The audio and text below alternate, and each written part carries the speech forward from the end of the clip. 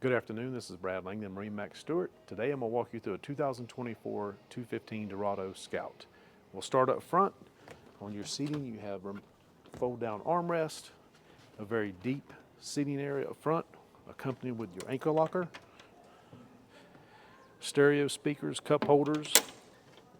Your windshield folds shut to keep that breeze off. You've got a nice porta potty area.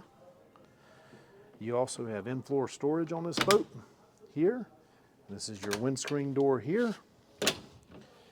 And you have a really cool feature here for more storage. Looking at the helm, you're going to have a tilt steering wheel, Garmin GPS depth finder, trim tabs, easily operated switches.